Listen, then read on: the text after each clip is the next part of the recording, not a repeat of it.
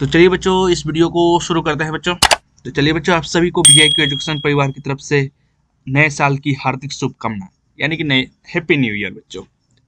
तो बच्चों, आप सभी को पता ही होगा बच्चों कि नया साल आ गया, तो आप लोगों का बोर्ड एग्जाम बहुत नजदीक आ गया है।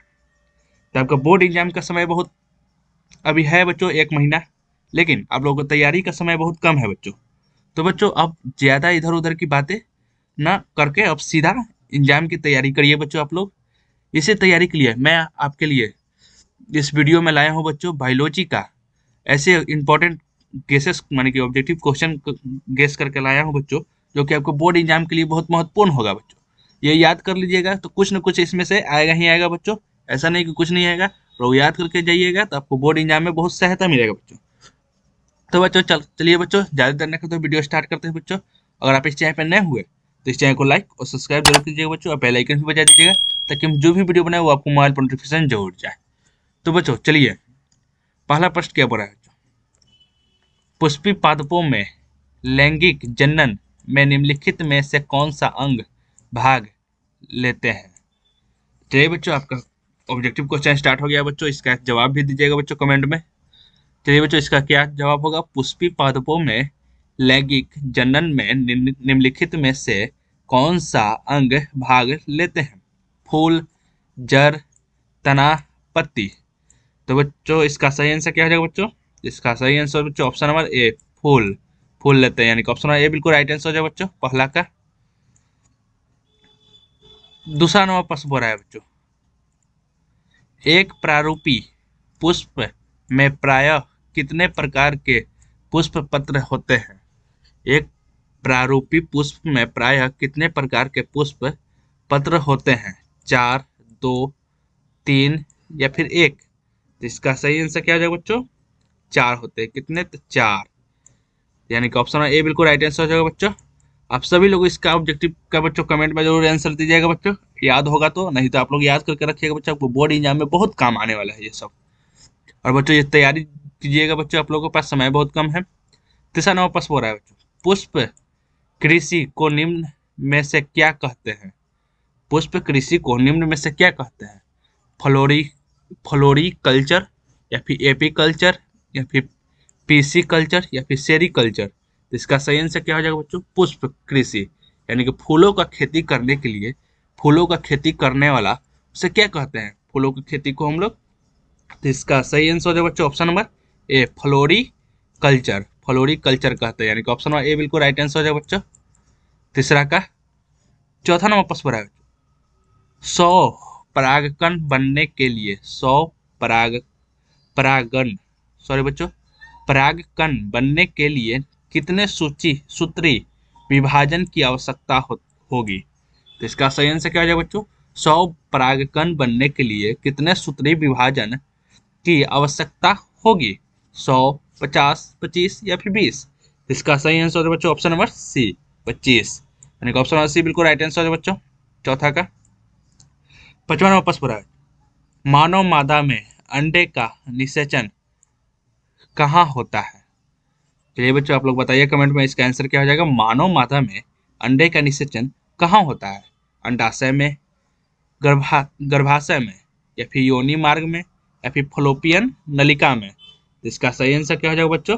इसका सही आंसर हो बच्चों ऑप्शन नंबर सी, फलोपियन नलिका में, यानी कि ऑप्शन नंबर सी बिल्कुल राइट आंसर हो बच्चों पांचवा का।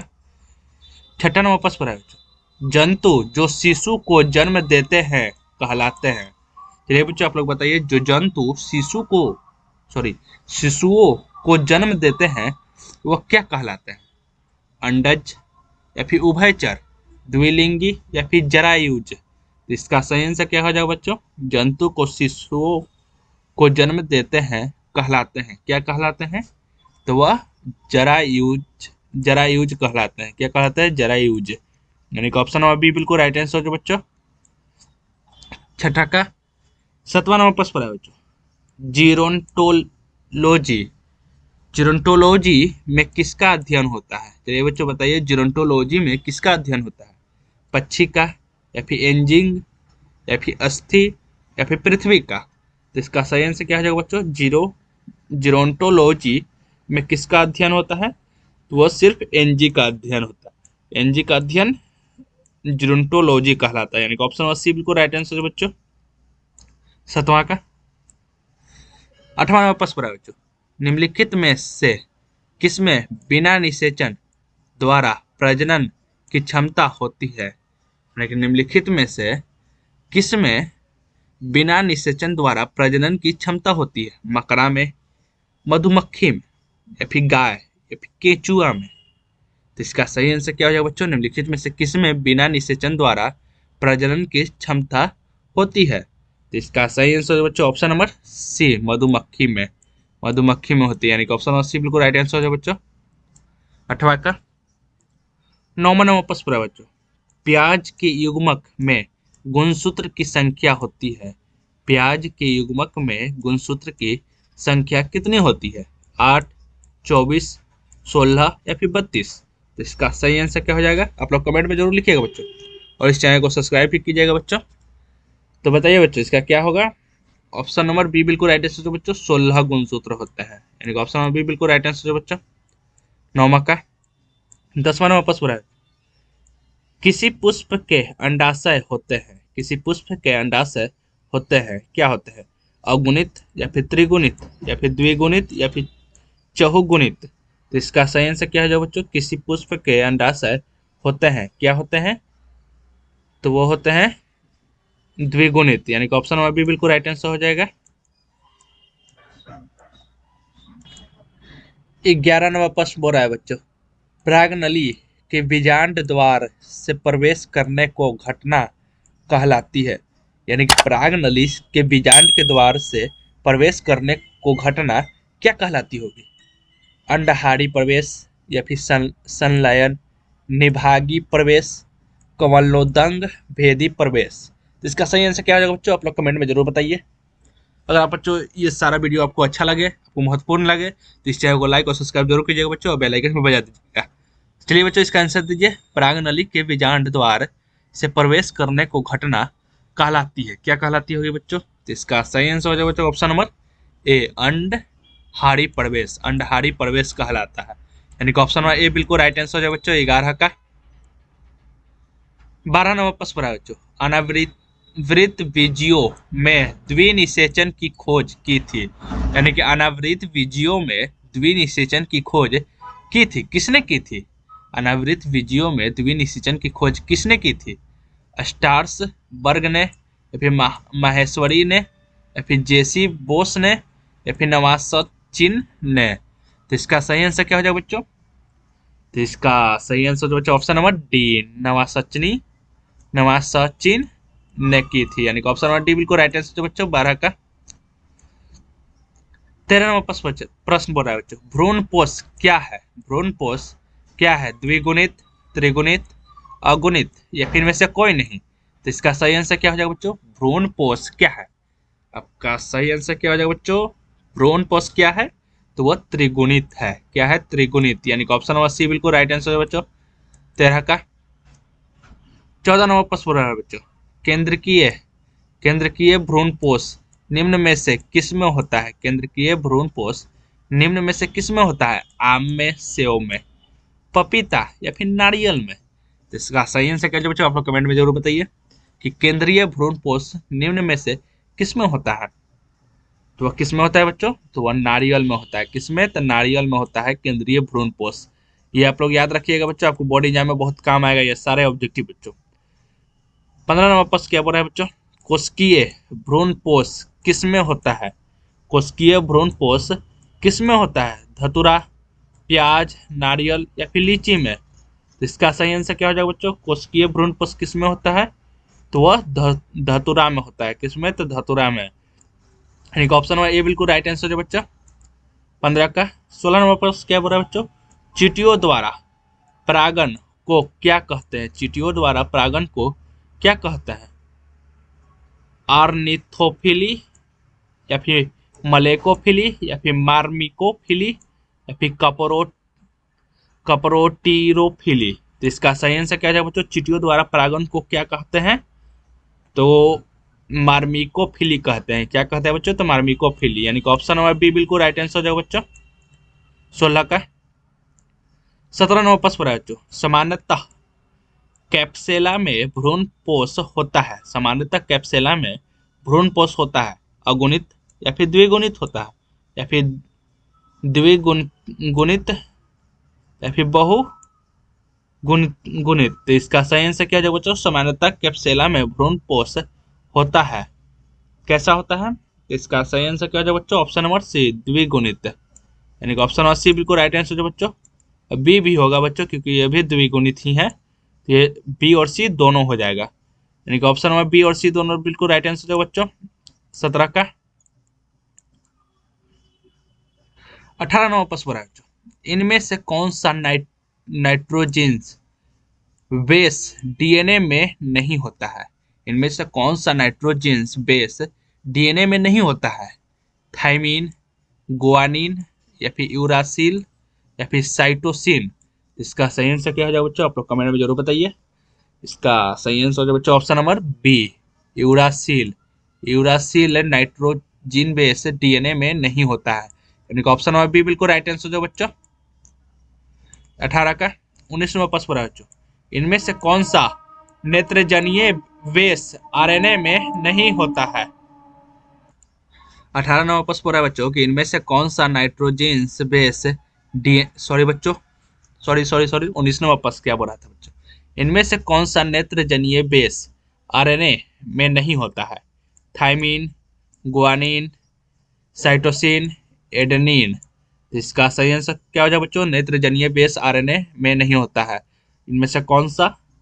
तो इसका सही आंसर बच्चों ऑप्शन नंबर ए, थाइमीन नेत्रजनीय बेस आरएनए में नहीं होता है। यानी कि ऑप्शन नंबर ए बिल्कुल राइट आंसर जो बच्चों।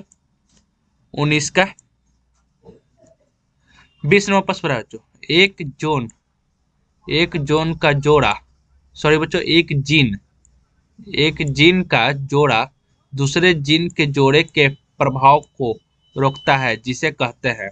यानी कि एक जीन का जोड़ा दूसरे जीन के जोड़े का प्रभाव को रोकता है, जिसे क्या कहते हैं? प्रभाविता, या फिर एपिस्टेसिस, या फिर पॉलीमेरिज्म, या फिर अप्रभाविता। तो इसका सही आंसर क्या हो जाएगा बच्चों? इसका सही आंसर बच्चों option number C, epistasis. Epistasis कहते हैं। यानी कि ऑप्शन नंबर सी बिल्कुल राइट आंसर है बच्चों। 20 का 21 नंबर प्रश्न बच्चों। एक बिंदु उत्परिवर्तन है, एक बिंदु उत्परिवर्तन है थैलेसीमिया, या फिर डाउन संलक्षण, या फिर सिकिल सेल अनीमिया, या फिर रतौंधी। इसका सही आंसर क्या है बच्चों? एक बिंदु उत्परिवर्तन है।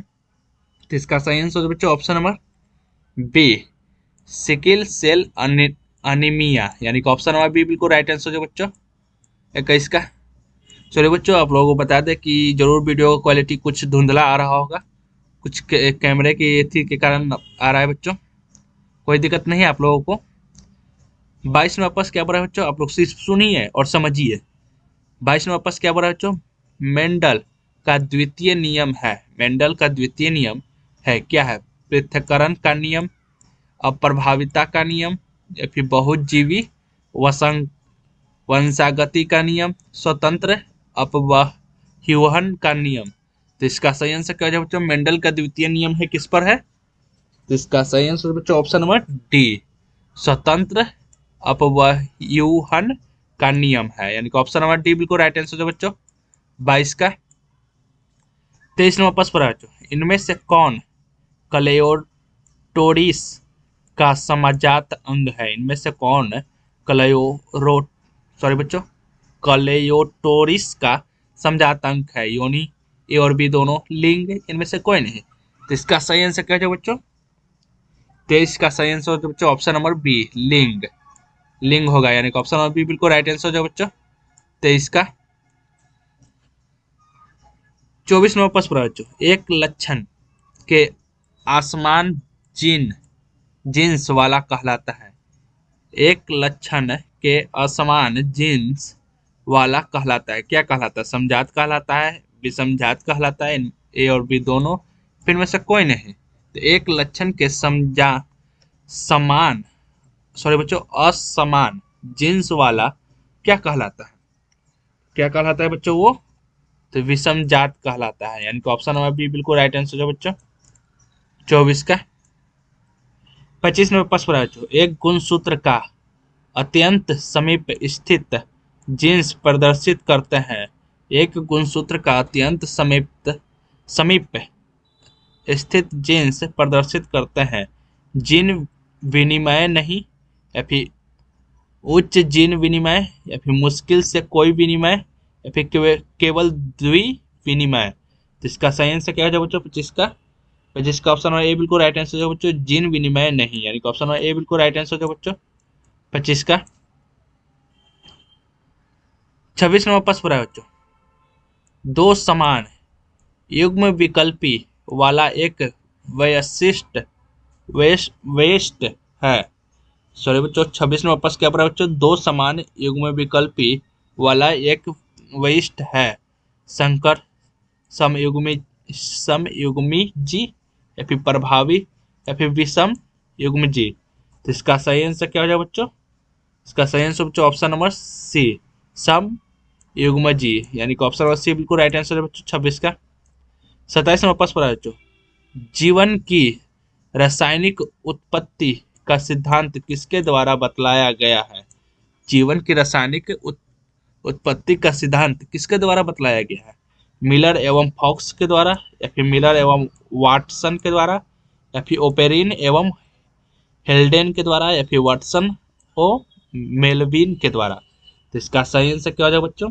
इसका सही आंसर बच्चों ऑप्शन नंबर बी, ओपेरिन एवं हेल्डन के द्वारा, यानी ऑप्शन नंबर बी बिल्कुल राइट आंसर हो जाएगा बच्चों 27 का।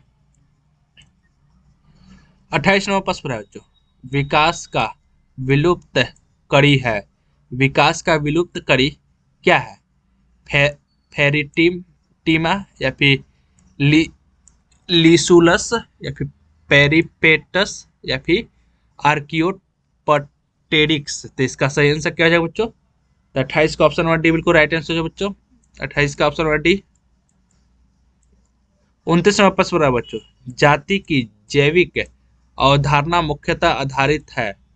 जाति की जैविक अवधारणा मुख्यतः आधारित है किस पर? जननिक विलगन पर, या फिर केवल अकारिकीय लक्षणों पर, या फिर केवल प्रजनन की विधि पर, या फिर अकारीय एवं प्रजनन की विधियों पर। तो इसका सही आंसर क्या है बच्चों? 29 का ऑप्शन नंबर सी बिल्कुल राइट आंसर है बच्चों, केवल प्रजनन की विधि पर। ऑप्शन नंबर सी बिल्कुल राइट आंसर है बच्चों 29 का। 30 नंबर प्रश्न पर है बच्चों, उत्परिवर्तन अधिक प्रदर्शित होता है। उत्परिवर्तन अधिक प्रदर्शित होता है जब वह उपस्थित होता है किसमें? अप्रभावी अवस्था में, या फिर प्रभावी अवस्था में, या फिर समिष्ट में, नियत अवस्था में, इनमें से कोई नहीं। इसका सही आंसर क्या हो जाएगा बच्चों? 30 का ऑप्शन नंबर बी बिल्कुल राइट आंसर हो जाएगा बच्चों, प्रभावी अवस्था में, यानी कि ऑप्शन नंबर बी बिल्कुल राइट आंसर हो जाएगा बच्चों 30 का। 31 नंबर प्रश्न बच्चों, आधुनिक मानव का न्यूनतम एवं सीधा प्रागैतिहासिक पूर्वज है। यानी कि 31 नंबर प्रश्न पर है बच्चों कि आधुनिक मानव का न्यूनतम एवं सीधा प्रागैतिहासिक पूर्वज है कौन?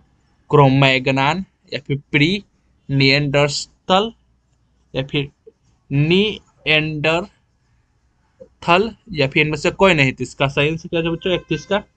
31 का ऑप्शन नंबर ए बिल्कुल राइट आंसर है बच्चों, क्रोमैग्नान, यानी कि ऑप्शन नंबर ए बिल्कुल राइट आंसर है बच्चों 31 का। 32 नंबर प्रश्न है बच्चों, मेसेजोइक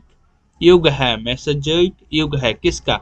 मत्स्यों का, सरीसृपों का, या फिर उभयचरों का, ट्राइलोबाइटस का। तो इसका सही आंसर क्या है बच्चों? मेसोजोइक युग है किसका युग है? तो मेसोजोइक सरीसृपों का है, सरीसृपों का, यानी कि ऑप्शन नंबर सी बिल्कुल राइट आंसर है बच्चों 32 का। 33 नंबर प्रश्न है बच्चों, ऑकोजीन किसके लिए उत्तरदायी है? ऑकोजीन किसके लिए उत्तरदायी है? कैंसर, क्षय रोग, एड्स, पोलियो। तो इसका सही आंसर क्या हो बच्चों? ऑकोजीन किसके लिए उत्तरदायी है? तो ऑकोजीन कैंसर के लिए उत्तरदायी है। किसके लिए? तो कैंसर के लिए उत्तरदायी है, यानी कि ऑप्शन ए बिल्कुल राइट आंसर है बच्चों 33 का। 34 नंबर प्रश्न है बच्चों, निम्न में से कौन विषाणु जनित रोग है? यानी कि फ्लू, एड्स, पोलियो, या फिर उपयुक्त सभी इनमें से कौन सा है जो कि विषाणु जनित रोग है? तो इसका सही आंसर क्या हो जाएगा बच्चों? 34 का सही आंसर हो जाएगा बच्चों ऑप्शन नंबर डी, उपयुक्त सभी। यानी कि ये तीनों ही फ्लू, एड्स, पोलियो, ये तीनों ही विषाणु जनित रोग है। यानी कि ऑप्शन नंबर डी बिल्कुल राइट आंसर हो जाएगा बच्चों, उपयुक्त सभी 34 का। 35 नंबर प्रश्न है बच्चों, फाइलेरिया रोग का वाहक है, फाइलेरिया रोग का वाहक है कौन है? नर क्यूलेक्स मच्छर, या फिर नर एनोफिलिस मच्छर, फिर मादा एनोफिलिस मच्छर, या फिर मादा क्यूलेक्स मच्छर। तो इसका सही आंसर क्या है बच्चों? फाइलेरिया रोग का वाहक कौन सा मच्छर है? तो वाहक फाइलेरिया रोग का वाहक कौन है?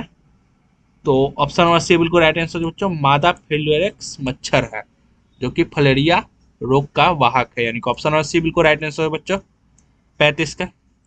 36 नंबर प्रश्न है बच्चों, कुष्ठ रोग होता है किसके द्वारा? जीवाणुओं के द्वारा, विषाणुओं के द्वारा, कवक के द्वारा, उपयुक्त सभी के द्वारा। इसका सही आंसर क्या है बच्चों? कुष्ठ रोग होता है किसके द्वारा होता है कुष्ठ रोग? तो वो होता है जीवाणुओं के द्वारा। किसके द्वारा? जीवाणुओं के द्वारा। यानी कि ऑप्शन नंबर ए बिल्कुल राइट आंसर है बच्चों 36 का। 37 नंबर प्रश्न है, इनमें से कौन जीवाणु जनित रोग है? इनमें से कौन जीवाणु जनित रोग है? कुष्ठ रोग, हैजा, क्षय रोग, उपयुक्त सभी। तो इनमें से कौन सा है बच्चों जो कि जीवाणु जनित रोग है? तो इसका सही आंसर बच्चों ऑप्शन नंबर डी, उपयुक्त सभी। ये तीनों ही जीवाणु जनित रोग है। यानी कि ऑप्शन नंबर डी बिल्कुल राइट आंसर बच्चों 37 का। 38 नंबर प्रश्न है बच्चों, एंट अमीबा इनमें से क्या है?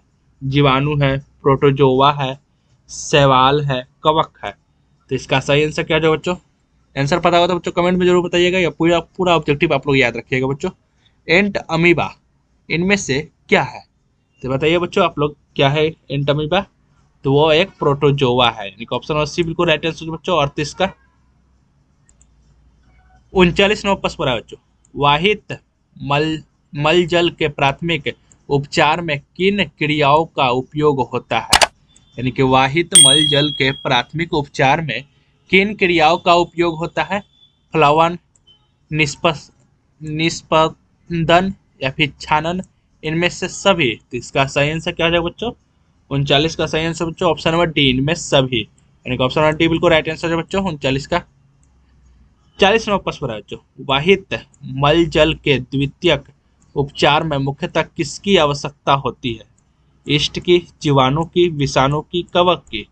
तो वाहित मल जल के द्वितीय उपचार में मुख्यतः किसकी आवश्यकता होती है बच्चों? आंसर पता हो तो बच्चों कमेंट में जरूर लिखिएगा आप लोग। इसका सही आंसर बच्चों ऑप्शन नंबर सी, जीवाणुओं की आवश्यकता होती है। ऑप्शन नंबर सी बिल्कुल राइट आंसर बच्चों 40 का। चलिए बच्चों आप सभी का यहाँ पर ये ऑब्जेक्टिव समाप्त होता है बच्चों।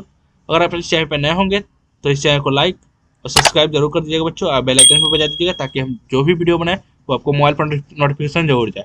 और बच्चों जो वीडियो सिर्फ देखते हैं वो देखिए मत, अच्छा लगे वीडियो तो आप लोग लाइक भी कीजिए, और ये पूरा ऑब्जेक्टिव याद भी करके रखिए आप लोग, क्या कि बोर्ड एग्जाम में आप सभी के लिए ये बहुत महत्वपूर्ण है। बोर्ड एग्जाम के लिए आप याद रखिएगा, आपको एग्जाम में कोई दिक्कत नहीं होगा। तो चलिए बच्चों ये वीडियो आपको अच्छा लगा हो तो इस चैनल को लाइक भी कीजिएगा, सब्सक्राइब भी कीजिएगा, और बेल आइकन भी बजा दीजिएगा ताकि हम जब भी कोई वीडियो बनाए तो आपको मोबाइल पर नोटिफिकेशन जरूर जाए। चलिए बच्चों